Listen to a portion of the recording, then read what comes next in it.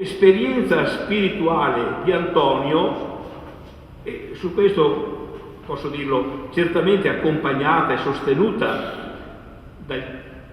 conforto, dal sostegno della sposa Luigina, a cui è sempre stato profondamente unito, ebbene questa esperienza spirituale ha dato una ulteriore impronta alle sue capacità e alle sue doti, l'impronta di una carità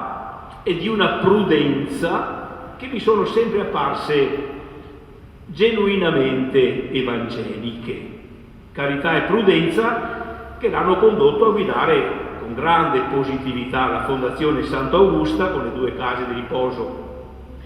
l'Opera Immacolata Concezione qui di Conegliano e la casa di riposo Botteselle di Col San Martino, apprezzato e stimato da collaboratori e dipendenti. Posso francamente dire, in questi 8-9 anni, di aver trovato in lui un collaboratore di una eccezionale disponibilità. Più volte, dovendo provvedere a qualche sacerdote anziano o malato che aveva bisogno di essere accolto nella struttura dell'Immacolata di Lourdes, mi sentivo in imbarazzo a chiedergli con breve preavviso e con poco spazio di tempo di trovare un posto. In 8 anni non ho mai trovato un rifiuto, ma neanche una resistenza, anzi posso francamente dire che con mio stupore Antonio faceva saltar fuori subito la soluzione anche nei momenti di maggiore difficoltà.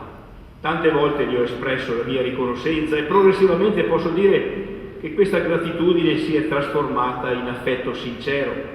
Chiediamo che la sua forza nell'affrontare la vita, la carità vissuta concretamente, la prudenza nelle scelte, la disponibilità nell'accogliere e aiutare le persone possano essere opportunità per la nonna Luigina di ricordare con gratitudine il tempo vissuto insieme come sposi,